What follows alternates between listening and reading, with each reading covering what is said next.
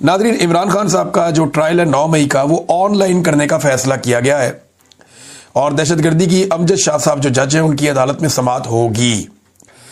अब इमरान खान साहब को मशवरा यह भी दिया गया है कि वो इसका बाइकआउट कर दें और इससे इनकार कर दें ऑनलाइन जाने से।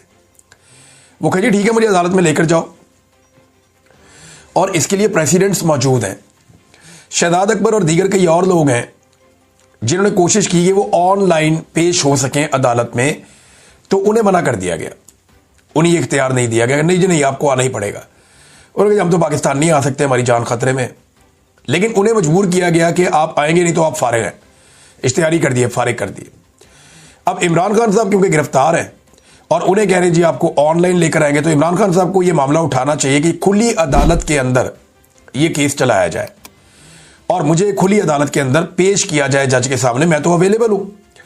अब चाहे यह समाज जेल के अंदर हो, चाहे यह समाज जेल के बाहर हो, तो इमरान खान साहब के सामने होनी चाहिए और उन्हें चाहिए कि वो ये मामला उठाए। इमरान खान साहब, इसको रोकने की वजह क्या है ये समझें आप। 9 मई का जो ट्रायल है ना, उसमें खाली इमरान खान नहीं है, उसमें पीटीआई की बहुत सारी क़यादत भी है।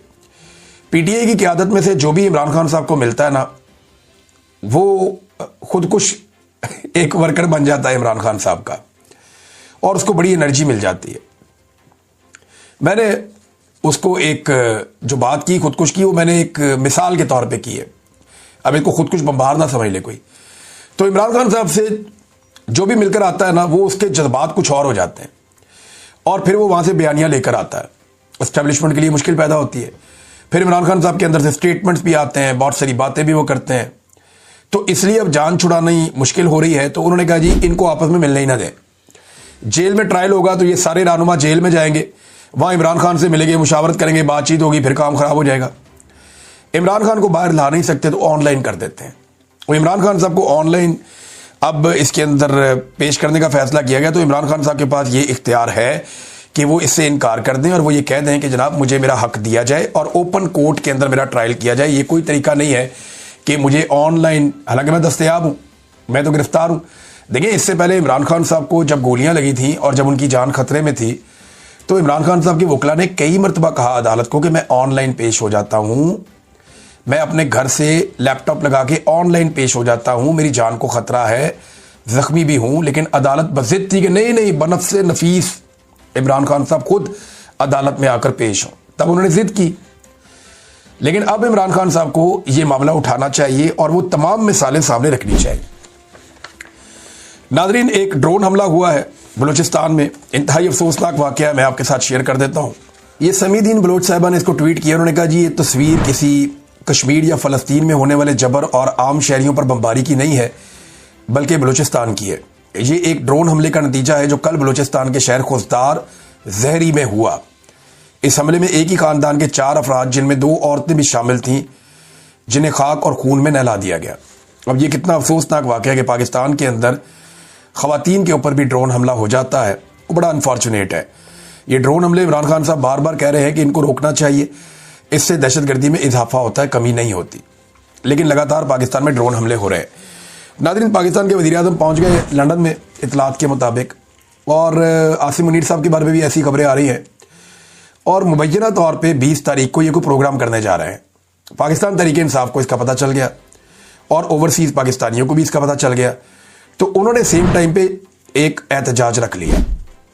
मैंने आपको बताया था ना कि एक एक बंदा चुना जा रहा है, एक एक बंदा फाइनलाइज किया जा रहा है, ताकि एक सियासी माहौल पूरा बनाया जा सके और 400-500 बंदे इकट्ठे करके अपनी पावर शो करने की कोशिश की जाए एक बंद माहौल में, जहां पे आसिम मुनीर साहब मुबैना तौर पे और शहबाज शरीफ साहब मौजूद होंगे। भी कंफर्मेशन नहीं है, लेकिन प्रोग्राम ये कर रहे हैं और कोई इन्विटेशन मेरी नज़र से गुजरे हैं जो व्हाट्सएप में कहीं गर्दिश भी कर रहे थे, तो मैंने वो देखा भी है। उसमें बड़ी सख्त शराइत रखी गई है, मोबाइल नहीं ले जा सकते आप जनाब, आपको प्रॉपर चेक किया जाएगा, बहुत सारी चीज़ें इन्होंने इसके अंदर शामिल की हैं। लिहाजा वो जो प्रोग्राम है उसके खिलाफ पाकिस्तान तहरीक इंसाफ ने भी अपना पोस्टर जारी कर दिया है। ज़रा ये पोस्टर अगर आप देखें तो आपको आइडिया हो जाएगा कि तहरीक इंसाफ या ओवरसीज़ पाकिस्तानियों के दिमाग में क्या चल रहा है। इस पोस्टर पे लिखा हुआ है कि 20 सितंबर को सैटरडे को 3 बजे एक एहतजाज करने जा रहे हैं, और ऊपर आसिम मुनीर और इमरान खान की फ़ोटो बनाई हुई है। यानी ये मुकाबला ओवरसीज़ पाकिस्तानियों के मुताबिक आसिम मुनीर और इमरान खान के बीच में है। ये इन दो लोगों के बीच में ये मुकाबला है, और बाकी किसी सियासतदान की फ़ोटो नहीं है, शहबाज शरीफ की, मरियम की, नवाज शरीफ, कोई खाते में ही नहीं है। उन्हें पता है इस वक्त इक़्तिदार आसिम मुनीर साहब के पास है, तो उनके खिलाफ किया है। आसिम मुनीर साहब के ऊपर उन्होंने क्रॉस लगाया हुआ है, और नो एक्सटेंशन नो डिक्टेटर उन्होंने ये लिखा है पाकिस्तान तहरीक इंसाफ ने। और 20 तारीख को ये एहतजाज करा। अब ये तहरीक इंसाफ का एक बड़ा इम्तिहान भी होगा, और ओवरसीज़ पाकिस्तानियों का भी। इससे पहले वो बहुत बड़े बड़े मुजाहरे करते रहे हैं यहाँ बरतानिया में, लेकिन सवाल ये, और इसमें एक और चीज़ जो इन्होंने लिखी वो बड़ी इंपॉर्टेंट है। उन्होंने कहा जी कि ये मैंने इस पोस्टर में तो नहीं, एक और पोस्टर में मैंने देखा था, वहाँ लिखी हुई थी कि आपकी सिक्योरिटी के लिए आपको मास्क प्रोवाइड किए जाएंगे। जो लोग नहीं चाहते कि उनका चेहरा नज़र आए, क्योंकि ये एम्बेसी वाले वीडियोस बना के और वो एजेंसियों को भेजते हैं, वो फिर उनकी फैमिली, उनके ख़ानदानों को ढूंढते हैं, वहाँ पे उन्हें हरासा करते हैं पाकिस्तान में, तो उसके लिए उनको मास्क दिए जाएंगे। मैंने पता किया तो पता चला कि इमरान खान साहब के चेहरे के मास्क हैं जो उनको पहनाए जाएंगे, और लोग वहाँ पे एहतजाज करने के लिए आ जाएंगे। अब ये नादरीन इस वक्त सिचुएशन है। तो आसिम मुनीर साहब के खिलाफ एहतजाज 20 तारीख को एम्बेसी के बाहर जो है वो किया जा रहा है। पाकिस्तान एम्बेसी जो है लंदन में, वहाँ पे इन्होंने फ़िलहाल अभी तक जो प्रोटेस्ट का एरिया बताया है वो यही है, हाई कमीशन पाकिस्तान का जो है उसके बाहर ये एहतजाज किया जाएगा। तो तहरीक इंसाफ के लिए बड़ा इम्तिहान ये है कि अंदर बंदे ज़्यादा हैं या बाहर बंदे ज़्यादा हैं। मुकाबला तो अब ये है, तो अब पता चलेगा कि PMLN ज़्यादा बंदे इकट्ठे कर सकती है, यहाँ पे अपने सारे सरकारी वसाइल को इस्तेमाल करते हुए मुख्तलिफ मुल्कों से वो लोग इकट्ठे कर रहे हैं, वो ज़्यादा बंदे इकट्ठे कर सकते हैं बरतानिया में, या पाकिस्तान तहरीक इंसाफ या ओवरसीज़ पाकिस्तानी ज़्यादा बड़ी तादाद में निकल के एहतजाज के लिए आते हैं। नाज़रीन, एक और बड़ी अजीब खबर जो कल हुआ वाक़या पाकिस्तान में, हैरान कुन है कि एक दिन के लिए सिर्फ फैसला आया जस्टिस बाबर सत्तार साहब का, और वो इंसाफ पर मबनी फैसला था, जिसमें एक मेजर जनरल हफीजुर रहमान साहब को, जो चेयरमैन PTA गलत तरीके से लगाया गया, उन्हें फारिग कर दिया गया, मुअत्तल कर दिया गया, और वज़ीर आज़म को कहा गया जी आप नया लगाएं।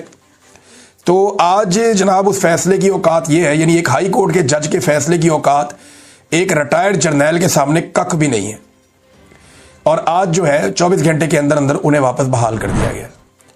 ये है नाजरीन इस मुल्क में निज़ाम इंसाफ की हालत, और एस्टेब्लिशमेंट ने तय कर लिया है कि जजों को भी तुन दो, इदारों को भी तुन दो, अवाम को भी बेड़ा गर्क करके रख दो, सियासी जमातें फारिग कर दो, पार्लियामेंट की कोई औकात नहीं है। इस वक्त एस्टेब्लिशमेंट ने पूरे मुल्क के ऊपर जबरन कब्जा कर लिया। रूल ऑफ लॉ नाम की कोई चीज़ नहीं बची। इस मुल्क में कौन इन्वेस्टमेंट करेगा?